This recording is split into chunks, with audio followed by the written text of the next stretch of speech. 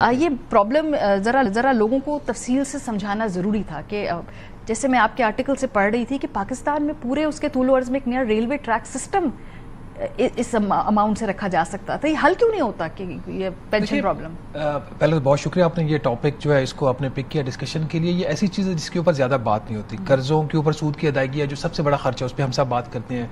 दिफा के बजट के ऊपर बात करते हैं, हम PSDP के ऊपर बात करते हैं। पेंशन का जो बिल है इसके ऊपर बात नहीं करते। और ये मसला सिर्फ एक वफाकी हुकूमत का नहीं है, चारों सूबाई हुकूमतों का है। फिर जो कॉरपोरेशन है, जैसे पाकिस्तान रेलवे का आपने जिक्र किया, उनका मसला ये है। पाकिस्तान में सबसे बड़ा खर्चा कर्जों के ऊपर सूद की अदायगी, दूसरा खर्च दिफा, तीसरा आपकी सब्सिडीज होती है और चौथा पेंशन बिल है।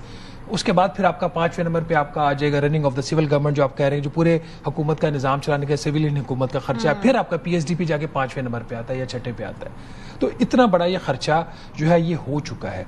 इसके ऊपर माजी में आपने देखा कि इवन की मिलिट्री डिक्टेटरशिप के दौरान भी इसके ऊपर कमीशंस बने, पेंशन कमीशन की रिफॉर्म्स का आपने सुना। फिर इमरान खान साहब की हुकूमत थी उसमें भी हुआ, फिर इस गवर्नमेंट के अंदर भी हुआ। इसमें कुछ बेबी स्टेप्स लिए गए हैं, कुछ जो स्टेप्स लिए गए हैं वो क्या काफ़ी हैं, इसके ऊपर बात हो सकती है, बट एक बिगनिंग ज़रूर हुई है। ओवरऑल अगर आप इस चीज़ को ऐसे देखें कि जो जब आप IMF के प्रोग्राम में होते हैं तो हुकूमत जो है इस्लाहात की बात करती है, लेकिन बदकिस्मती से IMF का फोकस भी उन चीज़ों के ऊपर रह जाता है जो नंबर्स होते हैं। जो असल जो गवर्नेंस का प्रॉब्लम है पाकिस्तान का, जो असल जहाँ से इतने बड़े बड़े खर्चे आ रहे हैं, जैसे बजट का अगर आपका 1/3 आप एक साइड पे रखते हैं तो बाकी आपके पास क्या बचता है। तो इन चीज़ों के ऊपर गवर्नेंस में अगर आप देते हैं तो चाहे जो हमारे हुकूमती मलकियती इदारे हैं उनकी गवर्नेंस का निज़ाम हो, फिर ये पेंशन का निज़ाम हो, तो चूंकि इसमें बहुत ज़्यादा वेस्टेड इंटरेस्ट होते हैं। जब वेस्टेड इंटरेस्ट होते हैं फिर इनको रिफॉर्म करना, जो आपने किसी को दे दिया वो वापस लेना मुश्किल होता है। वेस्टेड इंटरेस्ट की आप बात जो करें, लेकिन मैंने तमाम पॉलिटिकल पार्टीज की इसके हवाले से निकाली है स्टेटमेंट्स, PTI हो, मौजूदा गवर्नमेंट हो, इवन अगर स्टेटमेंट्स के हद तक पीपल्स पार्टी भी, रिफॉर्म्स के ऊपर सबका इत्तेफाक है, होते नहीं है वो। पॉलिटिकल क्या इसमें कोई पॉलिटिकल रुकावट है, पॉलिटिकल वेस्टेड इंटरेस्ट है? देखिए इसको दो हिस्सों में देखने की जरूरत है। एक तो ये कि जो 1947 से लेकर आज तक जो वफाकी हुकूमत और सूबाई हुकूमतों के जो मुलाजमीन थे, जो सिविलियन गवर्नमेंट के मुलाजमीन थे, टिल 30 जून 2024 उनको जो हुकूमत ने, सदर पाकिस्तान ने जब उनको हायर किया, उनको जो एक अपॉइंटमेंट लेटर दे दिया गया, उनके तो आप नहीं चेंज कर सकते ना, वो जब तक जिंदा है वो। और फिर आगे जो रूल्स कुछ रिफॉर्म जरूर हुए थे, जैसे अनलिमिटेड फैमिली पेंशन जा रही थी, उनको इन्होंने लिमिट किया, which was a good step.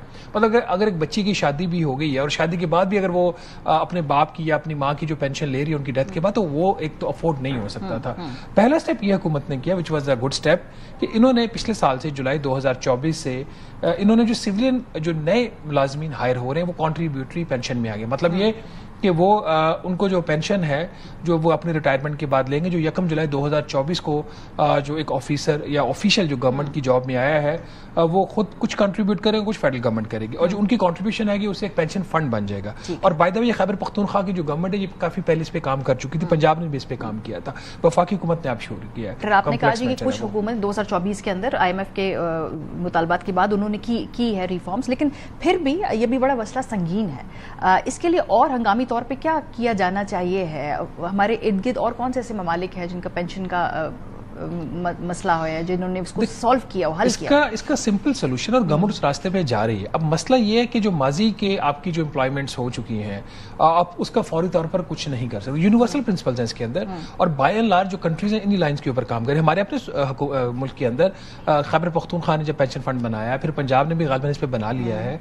I am not sure about Punjab, but Khyber Pakhtunkhwa का मुझे पता है। फिर फेडरल गवर्नमेंट ने कॉन्ट्रीब्यूटरी पेंशन का काम शुरू कर दिया है। इसमें होना ये चाहिए कि जो कॉन्ट्रीब्यूटरी पेंशन फंड है उसके अंदर फेडरल गवर्नमेंट एक बड़ा हिस्सा पैसे का रखे, ताकि वहां से फिर उसको फिर आगे इन्वेस्ट करे, और इन्वेस्ट करके वहां से उसको जो अर्निंग्स आ रही हैं उसको ऑफ द बजट ले जाए।